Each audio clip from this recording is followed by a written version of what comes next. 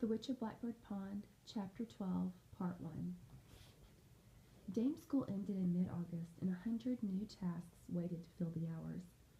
The onions must be harvested, packed into the rough sacks that Mercy had sewn, and stacked ready to be hauled into Hartford or bartered for goods when a sailing ship came up the river.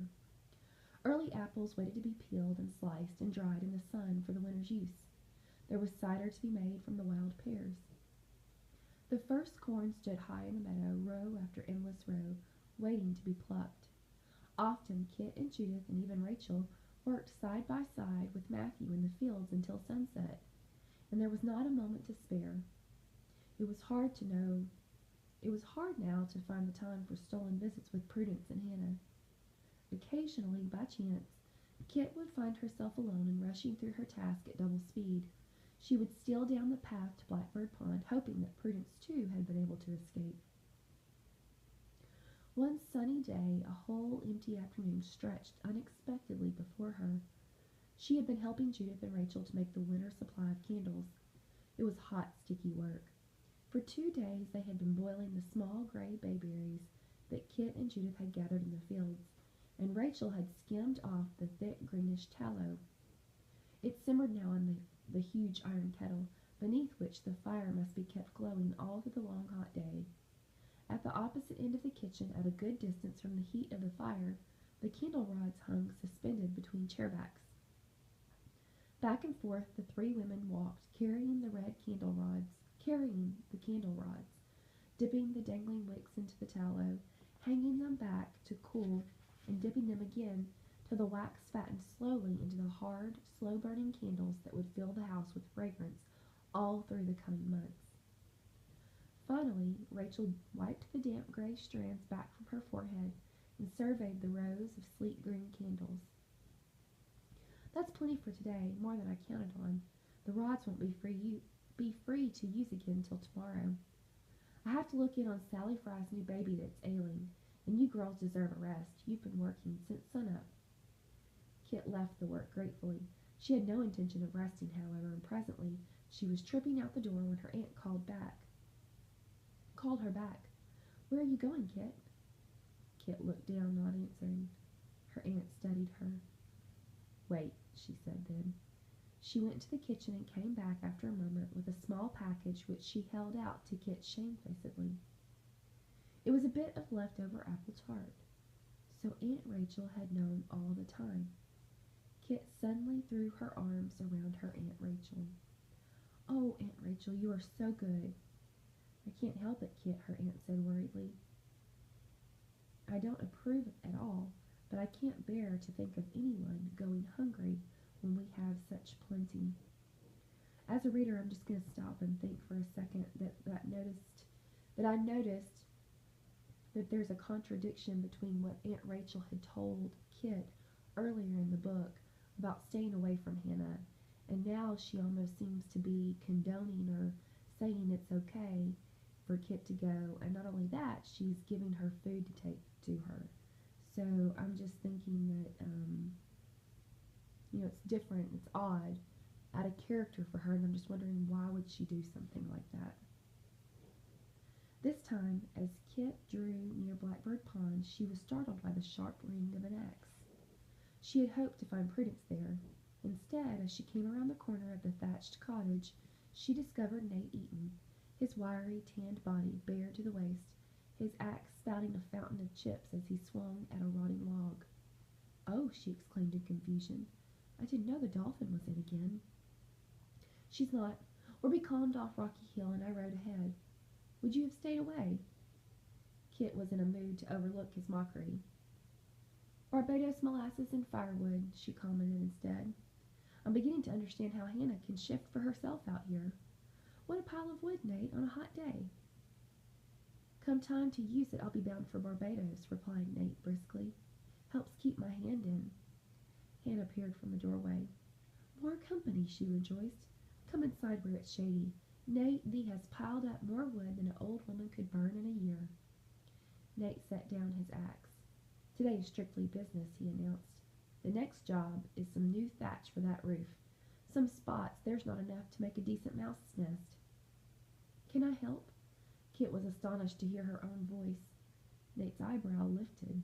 His quizzical blue eyes dwelt on her brown arms so deliberately that she closed her fists to hide the calluses on her palms. "Maybe you could at that," he replied with an air of bestowing a great favor. "You can gather up the grass while I cut." Kitt followed him into the swamp and stooped to gather great armfuls of the long grasses that fell behind his scythe. The strong, sweet smell of it tickled her nostrils. Then he propped 2 logs against the cottage wall to make a crude ladder.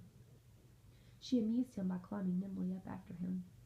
Together they spread the bunches of thatch, and Kitt held them flat in place while he fastened them with stout vines, his brown fingers moving with the strength and sureness of long years in the rigging.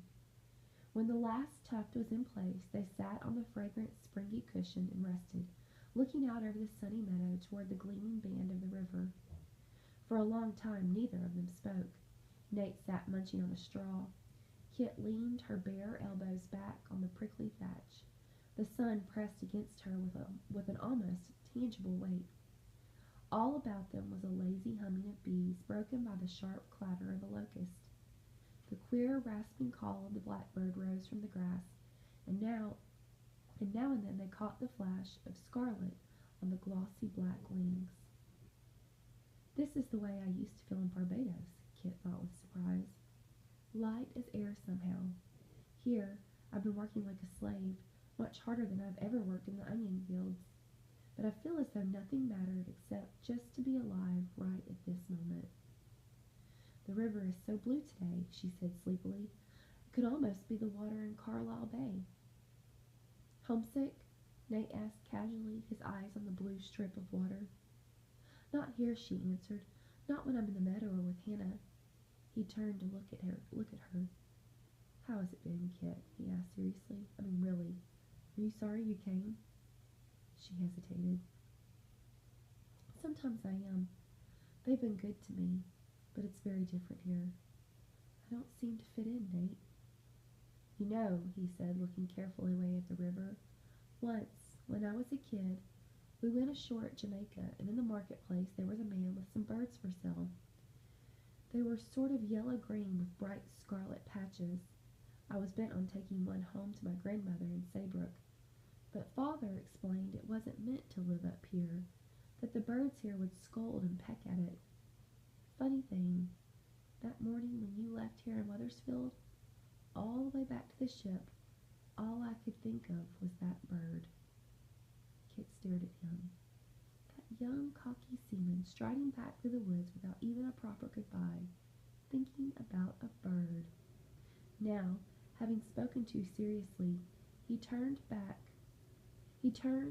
her solemn regard with a laugh. "Who would guess," he teased, "that I'd ever see you perched on a rooftop with straw in your hair?" Again, as a reader, I'm going to stop and I'm just going to think about this for a second. Why would leaving Kitt in Wethersfield make Nate think of a colorful bird from Jamaica in the Caribbean? What is he trying to say? Is he comparing Kitt to this bird?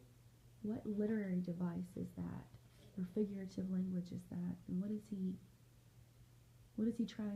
Spear trying to tell the reader by using that comparison? Kitt giggled. "Are you saying I've turned into a crow?" "Not exactly." His eyes were intensely blue with merriment. "I can still see the green feathers if I look hard enough, but they've done their best to make you into a sparrow, haven't they?" Again, I'm going to stop and think about this for a second. I know that green symbolizes something, so I'm going to look back and see what green symbolizes.